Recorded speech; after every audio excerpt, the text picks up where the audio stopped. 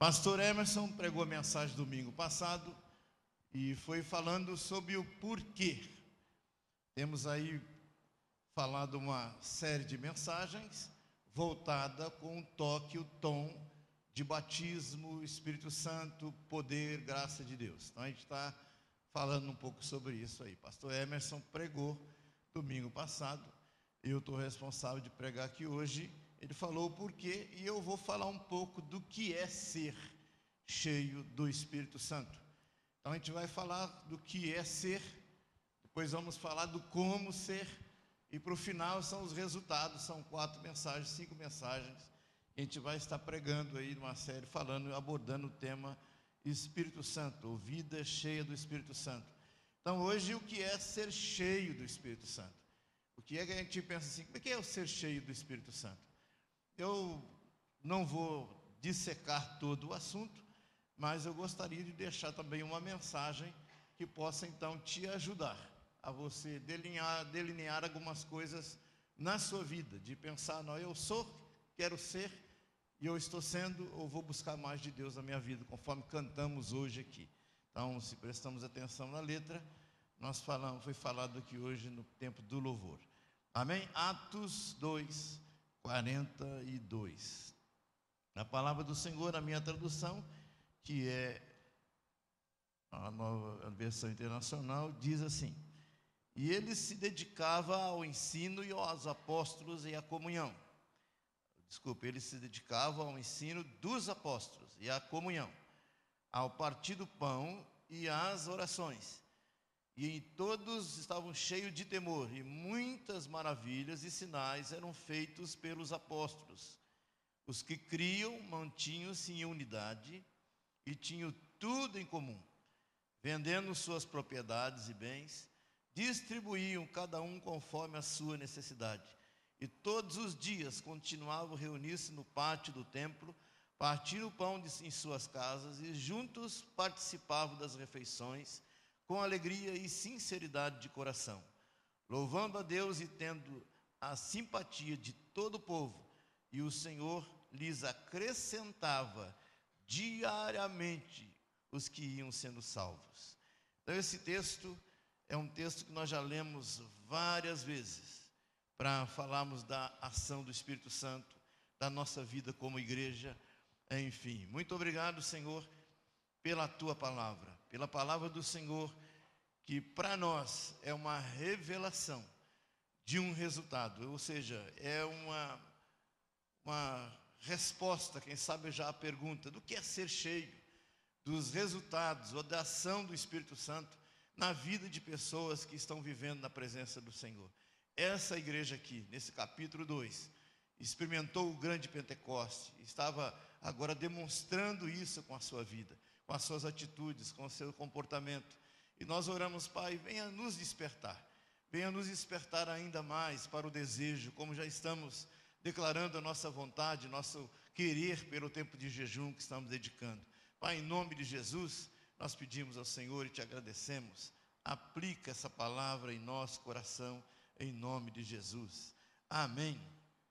Falando do jejum, hoje é o 7º dia da nossa corrida, que nós estamos tendo aí para o tempo nosso de jejum. Como falamos de manhã, repito de novo, não sei qual é a maneira de como você está dedicando, eu espero que você esteja fazendo, porque temos trabalhado um pouco sobre isso no que diz respeito ao meu anseio, ao meu desejo, aquilo que eu quero. Eu estou olhando para a minha vida, eu, Carlos Emídio, olho para a minha vida e falo, Deus, eu quero mais, preciso mais do Senhor, eu preciso mais do Senhor no meu coração, na minha alma.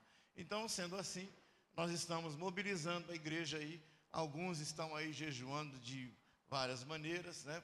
Alguns estão aí, como eu vi entre nós, pessoas que estão de meia-noite a meio-dia se consagrando, outros tirando outra forma de jejum. O certo é que eu espero que você esteja participando de alguma forma, que você de alguma forma, cada dia, nesses 21 dias, você esteja parando e pensando, refletindo na sua vida com Jesus, na necessidade que você tem de Cristo. Esse é o objetivo, não é troca, não é berganha. Não estou chamando você para berganhar com Deus uma refeição, um café da manhã, um pãozinho, uma bênção qualquer na sua vida. Não é isso, não. Não é coisa nova que você quer, Senhor, eu estou precisando, misericórdia, eu vou jejuar por causa disso. Não é berganha. Nós não estamos chamando ninguém para berganhar com Deus no seu jejum. Nós estamos chamando você para atentar para aquilo que o Espírito Santo quer fazer na sua vida. E a gente entender o que é ser cheio do Espírito Santo, o que é ter essa vida plena.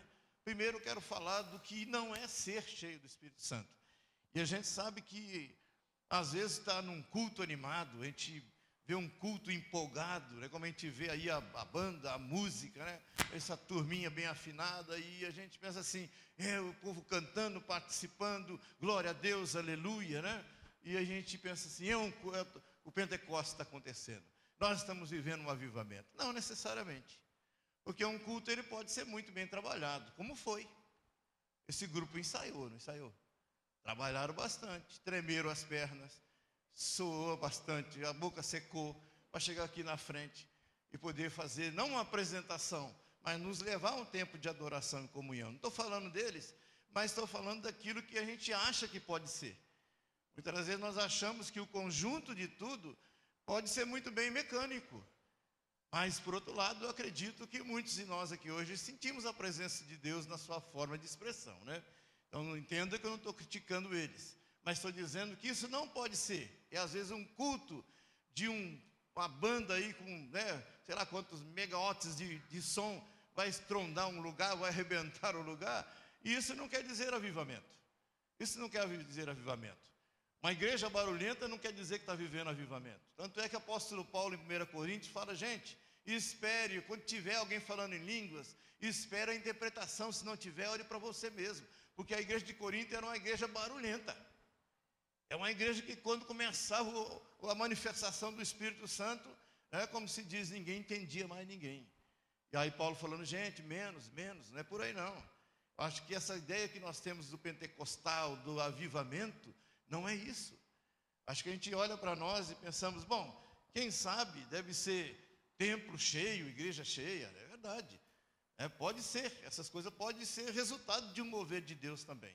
Mas nem sempre uma igreja lotada com milhares de pessoas, conforme nós vemos algumas igrejas que estão arrastando milhares de pessoas para um culto, para uma reunião, isso não quer dizer que é avivamento. Não quer dizer. Às vezes a propaganda de televisão é tão bem feita, o marketing é tão bem feito, que eles arrastam até milhões. Mas isso não quer dizer que está acontecendo um avivamento. Então não é templos cheios, não é a gente olhar para o movimento, olhar para a igreja do lado, pensando, não, ali está passando pelo avivamento, pela quantidade de pessoas que estão envolvendo. Pode ser uma forma de um marketing muito bem feito também. A gente sabe que isso acontece. Não estou falando aqui por falar, não, isso acontece. O marketing é bem feito. As coisas estão sendo feitas. Às vezes, quem sabe, é um pregador eloquente, uma pessoa que fala bem. Então, vocês podem ver que a igreja não está lotada hoje, não é pelo feriadão, não. É porque o meu nome não atrai. Carlos Emílio Sabino, colaborador. É isso? Agora, se fosse Silas Malafaia, aí você falou misericórdia, outro falou amém, a igreja estaria lotada. Talvez você não viria, né? Que não é muito adepto de Silas Malafaia, mas não teria lugar para pôr gente aqui hoje. Então, falar do Cláudio Duarte também, então não teria lugar para pôr gente aqui. Tem alguns artistas aí do evangelho, falando no artista, porque eles conseguem o nome deles arrastar muita gente, ou atrair muita gente. E você pensa, quer dizer que é um avivamento, um pregador, uma mensagem que vai ali fazer com que as pessoas até chorem, ou vibrem com as expressões? Não, isso não quer dizer que é avivamento. Avivamento, isso não é avivamento. Pode acontecer essas coisas, mas não quer dizer que é. Não quer dizer que é. A gente olhando para nós como igreja e pensando, o que é então um avivamento? O avivamento é Jesus Cristo entrando na igreja, gente. E aí eu quero assim ser bem contundente nessa fala, que nós cantamos isso hoje aqui. É Jesus entrando na igreja, e essa igreja recebendo um impacto da presença dele de tal maneira que quando ele, que não vai sair, mas quem vai sair somos nós, não vamos sair da mesma maneira. A nossa vida não vai continuar do mesmo jeito. Você sabe por quê? Porque uma das coisas, ele vai estar assumindo o centro dessa igreja. Ele vai estar assumindo o centro da vida de cada uma das pessoas que estão presentes. A gente quer viver um avivamento, então a gente tem que pensar que, acima de tudo, Cristo tem que estar bem no centro. E quando fala de centro, é no centro no sentido de comando, literalmente. No comando de cada uma das nossas vidas, cada uma das nossas ações e atitudes. Ele está bem no centro das nossas vidas. Está bem no coração de cada um de nós. E quando nós encerrarmos o culto, ele vai embora com a gente. Ele não vai ficar aqui, mas ele também vai estar comandando as nossas vidas. Então, assumindo também o comando das nossas vidas, como também o centro das nossas atividades. Eu fico pensando no nosso dia a dia. E a gente lembra da música do pastor Patrick, quando ele fala, e na segunda-feira, né? E na segunda-feira. Aquela música é interessante, que o pastor Patrick ele tem umas músicas inteligentes na letra, e nos faz pensar um pouquinho com respeito à segunda-feira. Porque muitas pessoas, quando chegam na segunda-feira, não precisa nem chegar na quinta, ele já esqueceu aquilo que ele cantou, que ele ouviu, tudo no domingo à noite. Ou naquilo que foi falado de votos e declaração de amor a Jesus nos cânticos, enfim. Quando chega na segunda-feira, já esqueceu. E na segunda-feira, que nós voltamos para as nossas atividades, que nós voltamos para os nossos compromissos. Então, nas nossas atividades, que alguns vão levantar amanhã cedo, acabou o feriado, volta no dia normal amanhã, e aí na segunda-feira de manhã vai voltar para as atividades, e aonde for, com quem você estiver convivendo, você é um crente com reflexo daquilo que Jesus está fazendo na sua vida hoje. Ele no centro, ele no comando, ele mostrando para nós como nós temos que andar, viver e agir, fazendo a gente lembrar das devoções que nós acabamos de declarar aqui agora com respeito à pessoa dele. Na segunda-feira, na terça, quarta, quinta, enfim, nós vamos estar vivendo um dia onde ele está no centro das nossas atividades. Ele vai estar no centro das nossas preferências. No centro das nossas preferências. Falar na preferência aqui, eu poderia mexer em muitas coisas da nossa vida. Muitas coisas. Muitas coisas. Do que nós gostamos. Quando fala de preferências, você pode pensar de tudo que você tem de preferência, que todos nós temos. Acredito que até a cor da roupa que você está usando foi uma escolha que você fez por preferência. Muitas vezes nós pensamos assim, preferência é o quê? São as coisas que nós achamos que são importantes para nós. São as coisas que nós achamos que cabe para nós. E nós queremos aquilo e queremos investir naquilo de alguma forma. Pela nossa preferência. Ele tem que ser o centro delas. O centro da nossa preferência. Porque quando nós reagimos em torno dessa nossa preferência, o temor dele está no nosso coração. O centro que ele comanda das nossas atividades, e ele está sendo o centro das nossas preferências também. Sendo o principal investimento das nossas vidas. O principal investimento. E aí eu fico pensando com respeito para quantos aqui que já têm ouvido isso, eu estou careca de falar, de ouvir isso também, com respeito ao nosso devocional. Com respeito ao nosso tempo com Deus. De repente a gente fala assim, ou seja, ele é o centro da minha vida, da minha existência, mas eu olho para mim e eu não tenho sido fiel no meu tempo devocional. Eu não tenho sido tenho gastado, investido um tempo da presença dele, diariamente. Aí de repente as nossas preferências estão dirigindo a gente para o outro lado, nossas atividades estão nos dirigindo para outras coisas da nossa vida. E quando nós falamos que ele é o centro do nosso investimento, da nossa vida, ele tem ficado um pouco à margem. Então ele não é o centro. Mas quando falamos de um avivamento, ele é o centro das nossas atividades. Ele é o centro da nossa preferência, do nosso investimento. Ele é o centro dos nossos bens materiais. Isso aqui eu não estou querendo pregar para você, falando que você tem que doar, como alguns fazem aí.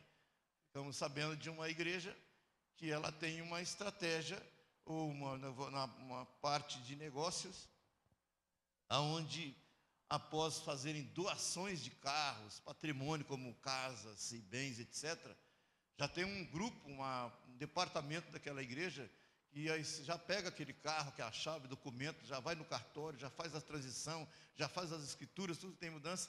Ali já tem um grupo que estão já na comissão, na responsabilidade de venderem o patrimônio. De vender o patrimônio. Já pega logo a chave do fulano, já pega o documento, já corre no cartório, já faz as mudanças e vende aquele patrimônio para poder fazer mais dinheiro. Algumas pessoas estão pensando, bom, não é isso que nós estamos falando. Nós estamos falando para enfiar a mão no seu bolso, além do que você precisa dar, fazendo com o seu coração, a sua ação voluntária. Ele não está falando sobre isso, mas tornando o dono dos nossos bens. Mas se for necessário uma hora que Deus pedir a você, e você vai saber que Ele está pedindo, não é uma manobra emocional, uma chantagem emocional, a você saber que Deus está falando assim, olha, eu quero fazer algo, e eu dependo daquilo que você pode fazer materialmente. E aí você fala, o Senhor, é o dono. Está aqui, Senhor, a minha parte.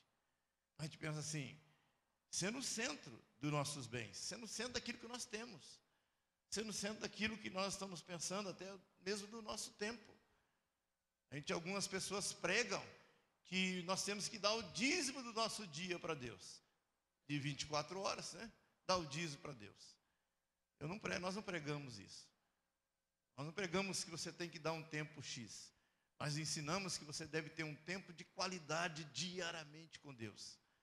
Ou seja, quando a gente fala de avivamento, nós estamos pensando no revestimento de poder, na ação do Espírito Santo nas nossas vidas, de tal maneira que essas coisas são natural, ela é natural. A gente não vai precisar de manivela, nós não vamos precisar de ser empurrados, nós não vamos precisar de chantagem emocional, é algo que nós fazemos naturalmente. É a nossa vida, é o nosso coração, é a nossa alma, é a nossa essência. Então, o avivamento não precisa de manivela. Avivamento não precisa de empurrão, não precisa de dedão, né, como se diz, apontando e fazendo com que as pessoas sintam uma obrigação de fazer as coisas. É um resultado, é aquilo que o Espírito Santo está fazendo na nossa vida.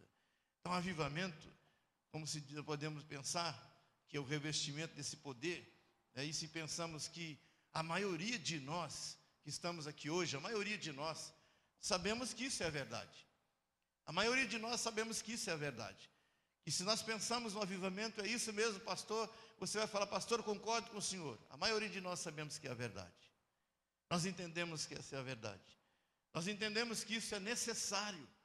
Eu acredito que isso é necessário para a minha vida, é necessário, você entende que é para a sua vida. Essa palavra para o seu coração no sentido de ser um avivado. E também é o que nós queremos. É o que nós queremos. Você sabe por quê? A nossa alma tem um clamor. Lá dentro de nós tem um clamor. Até mesmo dentro daquela pessoa que não conhece a Deus ainda, dentro dela tem um clamor. Lá dentro daquele coração que anda vagando pelo mundo, dentro do coração dela tem um clamor de Deus lá dentro. Porque ela foi feita por Deus, para Ele, por Ele e para Ele.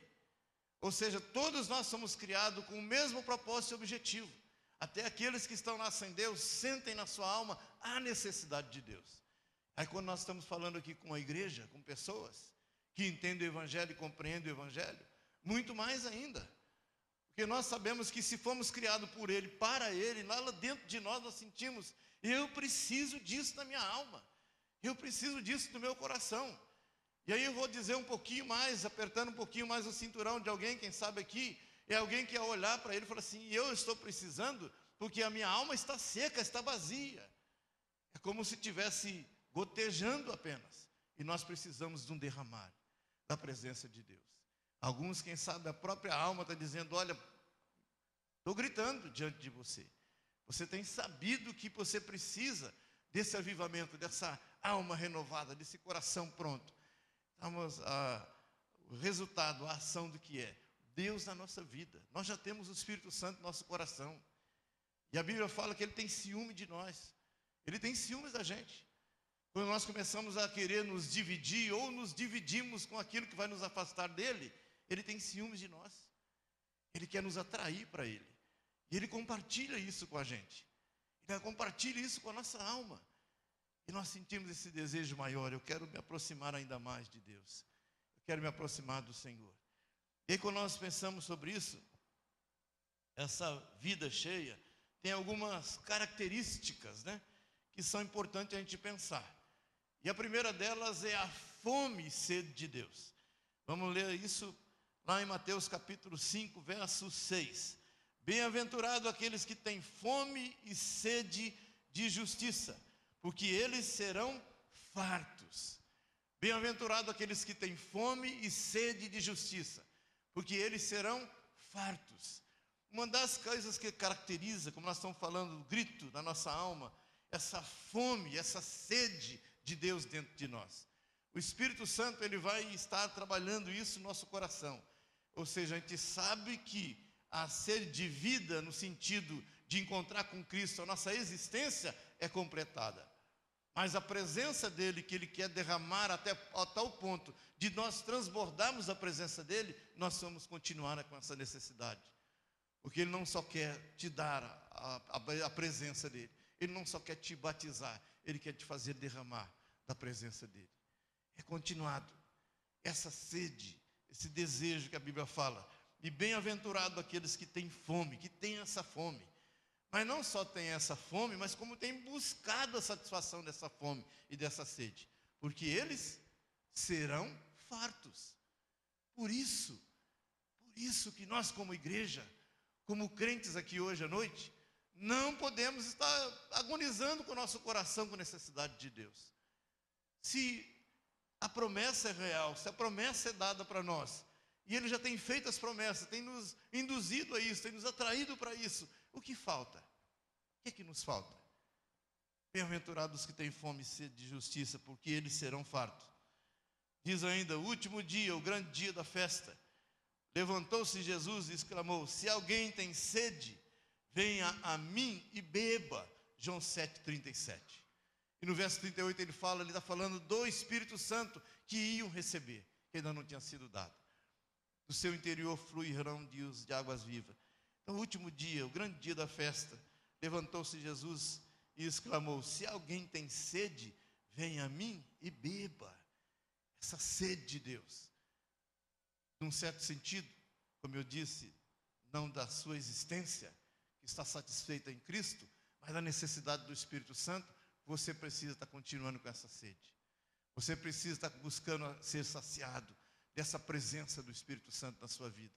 É uma necessidade que nós temos, é uma das características do que nós temos e você vai, com certeza, sendo saciado. Os sedentos são aqueles que não importa quanto já leu a Bíblia, as Escrituras. O sedento é aquele que não importa quanto já leu a Bíblia. Quantas vezes você já leu a Bíblia toda? Quantas vezes você já leu o Novo Testamento? Como eu leio mais que o Velho Testamento. Então, quantas vezes você já leu a Bíblia? Quantas vezes você tem o hábito de ler durante a semana? Quantos capítulos? Então, não importa quanto tempo nós já lemos. Eu ouvi uma conversa um dia de alguns irmãos, e um deles falou assim, olha, eu não leio a Bíblia mais. Já cansei de ler a Bíblia. Já cansei de ler a Bíblia. E eu fiquei olhando para ele assim, e falei assim, como é que esse camarada diz que cansou de ler a Bíblia? Ele já chegou num patamar de conhecimento, de decoreba, de tudo, de Gênesis e Apocalipse, que ele agora só medita no que ele sabe, que está na mente dele, que ele não precisa de ler a Bíblia mais. A palavra não se renova mais no coração. Eu não preciso ler a Bíblia, mas eu não leio a Bíblia mais. Então essa questão não importa, a nossa sede não importa quantas vezes você já leu. Não importa quantas vezes você já passou nos mesmos livros, nas mesmas epístolas, cartas, você se sente naquele desejo de conhecer mais, de ler mais, de conhecer mais, de ter mais. Não importa quanto você já teve de revelações de Deus, você quer ter mais. Quem vive de passado é museu, não é isso? Está lá apresentando as coisas velhas, antigas, e se recebe dinheiro para que as pessoas vejam as coisas antigas e velhas. A nossa vida não é passado de museu.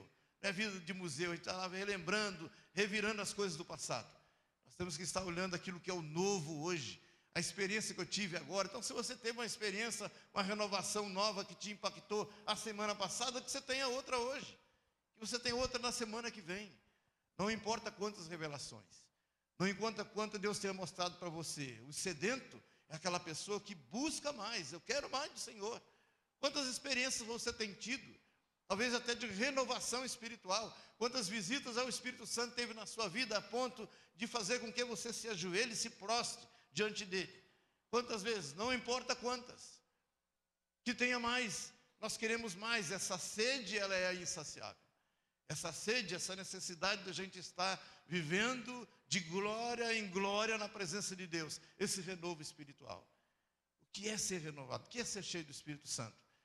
essa sede que nós temos, vivendo uma nova experiência a cada dia. Que assim seja, que você possa pensar nisso em cada culto que você participa, num tempo de célula, no seu tempo devocional, no seu tempo a sós com Deus. Você fala: Senhor, hoje eu quero um renovo espiritual, hoje eu quero uma experiência nova com o Senhor. O sedento vive assim. O sedento, ele não se dá por satisfeito. Eu quero mais, preciso de mais, eu quero viver mais a presença do Senhor. Quando a gente olha para nossas vidas, e a gente pensa que a sede de Deus é algo que nos impulsiona ainda mais para Ele. A sede de Deus que nós estamos buscando nos impulsiona ainda mais para Ele. Ainda mais para Ele. E você está entendendo que justamente o que eu quero falar é: Deus não quer ser dono de parte de nós. Ele quer ser dono, Senhor, de todo o nosso ser. Ele quer comandar todo o nosso ser. O sedento, ele é empurrado, ele é puxado, ele é atraído por Deus, pelo Espírito Santo. Então lembra daquela passagem de João capítulo 3? Quando Nicodemos estava conversando, ele falando assim: olha, como é que é os nascidos de Deus? É aqueles que são como se guiados pelo vento, dirigido pelo vento. É como se uma brisa, se um vento desloca e leva e conduz, a pessoa se deixa levar. É isso que o Espírito Santo quer trabalhar de tal maneira em nossas vidas, e que maneira que o vento, a brisa da presença dele nos conduza, nos leva para mais perto dele, nos leva para nos envolver mais perto do Senhor. Então, a gente entendendo que essa sede nos impulsiona para mais perto de Deus, para conhecê-lo mais, para buscar mais a presença dele. É também por estabelecermos a sua palavra como base da nossa vida. A palavra dele como base da nossa vida. Aí está na tela, já pedi, né? Mateus capítulo 7, 24 e 25. Por favor, coloca para nós aí. Estabelecendo a sua palavra como base, como o nosso alicerce, como a nossa rocha firme que nós estamos apoiados. Quem ouve as minhas palavras e as pratica é tão sábio como a pessoa que constrói sua casa sobre uma rocha, né? Firme. Quando vierem as chuvas e as inundações e os ventos castigarem a casa, ela não cairá, pois foi construída sobre a rocha firme. 26, mas quem ouve meu ensino e não a pratica é tão tolo como a pessoa que constrói sua casa sobre a areia, né? E aí, vamos ver 27, já estamos lendo aí, mais um, ou não está pronto aí. Aí veio o vento, né? Assoprou e caiu a casa, né? Ela desabou. Mas falando daquele que construiu sua casa sobre a rocha, e aí está falando de que essa base firme,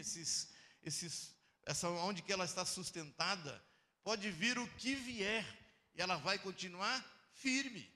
É uma base, uma rocha firme, de maneira que o vento, a tempestade, a chuva, que representam aí as circunstâncias contrárias, não vai abalar o indivíduo, não vai abalar a pessoa. Pode trabalhar algumas questões emocionais, mas aquela pessoa que confia no Senhor, tem esperado no Senhor, ele vai ficar firme. É a base. A palavra do Senhor é a minha base principal, e aonde eu olho, apresento, assim diz a Escritura, assim diz o Senhor, para a minha vida. Quando você está em aperto, em dificuldade, para onde que você olha? Então, se você não tem para onde olhar, que seja para as Escrituras, que seja você olhando para a Bíblia e dizendo: olha, lá na Bíblia está dizendo o seguinte, você se apoiando na promessa que o Senhor tem dito para você. Eu já contei essa história, vou repetir de novo, para você que não conhece, né, Andiara?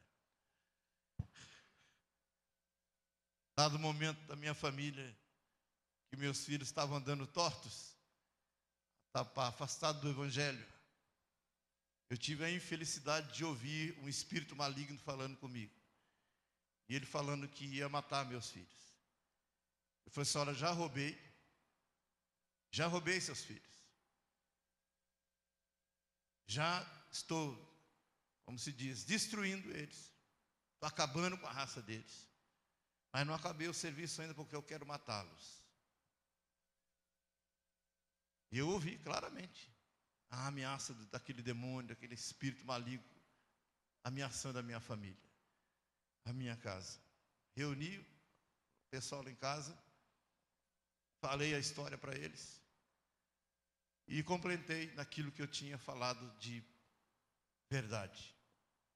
Eu falei assim, falei para esse espírito maligno. Digo, só tem uma coisa, que a minha vida não é fiada, não é depositada na minha confiança naquilo que você fala.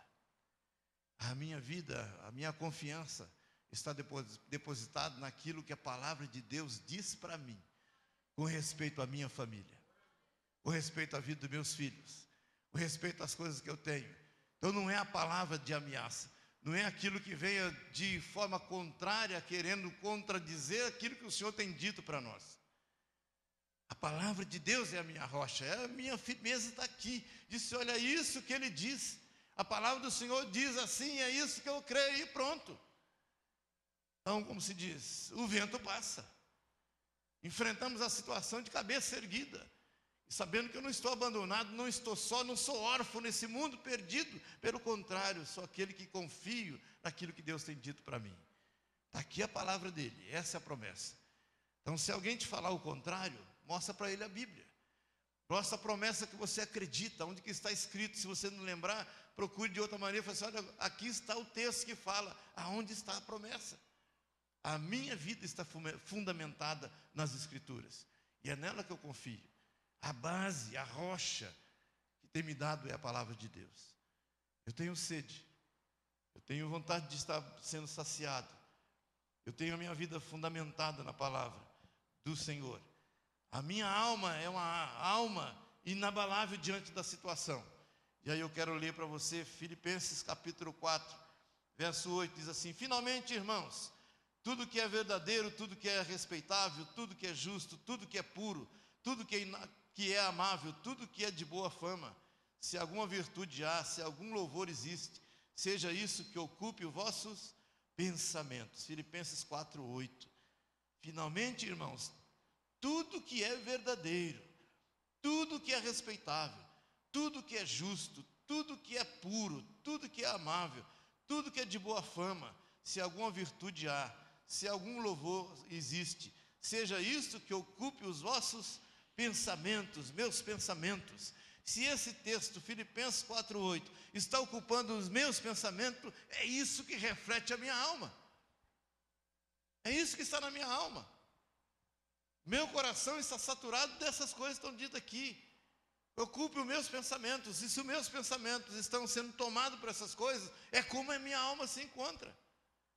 É como a minha alma se encontra. Como a sua alma se encontra. Você fala, obrigado, Senhor. Porque aqui dentro parece que tem outra rocha. Mas não é um coração duro, não. É a palavra de Deus que te dá essa substância, vamos dizer assim. Essa presença de Deus na vida. Gente, isso é o Evangelho. Isso é o Evangelho do Senhor Jesus Cristo para o nosso coração, para a nossa alma, para nossas vidas. Quarta coisa que ele fala, ele é inabalável nas ações, na conduta. A pessoa é inabalável também nas suas ações e conduta. Está lá em Filipenses 4, verso 9. Diz assim que Paulo está falando aqui. O que também aprendeste e recebeste e ouviste e viste em mim, isto praticai. O grande homem de Deus, apóstolo Paulo, falando para a igreja que estava ali em Filipenses, disse, gente, olha, as coisas que vocês aprendessem de mim, que vocês receberam de mim, ouviram de mim, e vocês viram de mim, pratiquem isso. Ele chamando as pessoas a viver um evangelho, segundo o evangelho que ele vivia, segundo o evangelho que ele conhecia, aquilo que estava permeando a sua alma e coração. Ele desafiando as pessoas a olhar para ele, a viver daquilo que, praticar aquilo que tinham aprendido, ouvido, visto nele. Falei assim, agora pratiquem isso. Gente, uma pessoa cujo coração está permeado com a presença do Senhor Deus na sua vida. O que é mesmo ser cheio do Espírito Santo? O que é mesmo ser cheio do Espírito Santo? O que é que nós entendemos que é ser cheio do Espírito Santo? É se deixar ser guiado por Ele, conforme fala em Gálatas 5,16. Digo, porém, andai no Espírito e jamais satisfareis a concupiscência da vossa carne. E andai no Espírito e jamais, Jamais. E quando nós olhamos para a nossa vida, vemos as nossas fraquezas. E aí nós temos que admitir que esse jamais se tornou um momento em que nós deixamos de ser guiados pelo Espírito. Andamos na carne, nossos pensamentos. A gente entende que também que essa pessoa que está vivendo guiado pelo Espírito Santo tem estabelecido um compromisso com Deus. Jesus já fez o compromisso com a gente, não fez? Onde é que ele fez o compromisso com a gente? Você sabe? Você sabe onde ele fez o compromisso com a gente? Você sabe? Foi lá no Calvário, quando ele se deixou levar, literalmente, carregando a sua cruz até o Calvário, e lá ele foi crucificado, declarando para nós: olha, eu amo vocês, e foi obediente até a morte, morte de cruz. Ali ele selou o compromisso dele com a gente, e ele falou assim: olha, e esse compromisso que eu fiz com vocês, ele é irrevogável, irrevogável. Ele não tem como desfazer o que ele fez. Ele não tem como desfazer, nem quer desfazer. A verdade é que ele tem declarado para nós: o meu compromisso, o compromisso que eu fiz com vocês, ele é irrevogável. Não tem como ele voltar ao tempo na cruz e sair da crucificação. Não tem como. É irrevogável. É para sempre. É para todo o tempo nosso. E aí ele agora pergunta para nós: e qual é o nosso nível de comprometimento com ele? E o mínimo que ele pede de nós é o que mesmo? É a nossa vida. É a nossa entrega da nossa vida para ele. Nós entregamos a nossa vida para ele, agora deixamos de viver para nós mesmos e entregamos a nossa vida para o Senhor agora. É ele que é o Senhor da nossa vida, ele que nos governa, que nos direciona, conforme falamos aqui agora há pouco.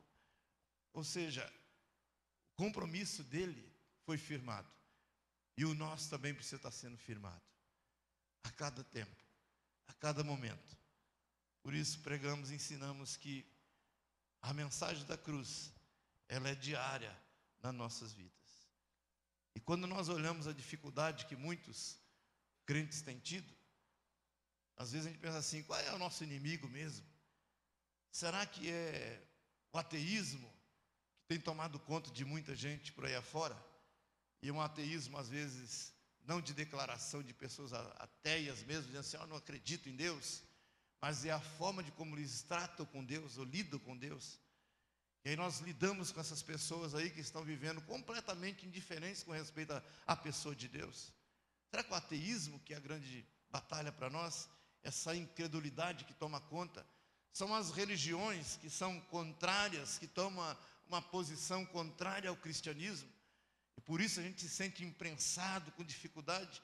Ou quem sabe é o liberalismo que nós estamos vendo aí estampado para todos os cantos, e esse mundo é tão liberal que nós, como crentes hoje, estamos achando difícil viver uma vida de crente comprometido, né? De crente que está vivendo com o Senhor. A coisa está tão difícil, para onde você olha, para onde você vê, as coisas estão difíceis, está tão difícil, tão difícil. Será que essas coisas Pode ter certeza que não é. Não são essas coisas. Porque Paulo disse o seguinte: o que é que nos separa do amor de Cristo? O que é que pode nos separar do amor de Cristo? Aí ele coloca uma lista: nada pode nos separar do amor de Cristo. Às vezes a nossa falta de comprometimento com Deus, de lembrar que Ele assinou o compromisso dele com a gente, com o sangue dele. Nós não precisamos derramar o sangue, mas a nossa palavra, o nosso coração entregue, deve ficar nas mãos dele a cada tempo da nossa vida. O que é mesmo ser cheio do Espírito Santo? O que é ter uma vida cheia do Espírito Santo? O que é ter uma vida cheia da presença de Deus? O que é mesmo?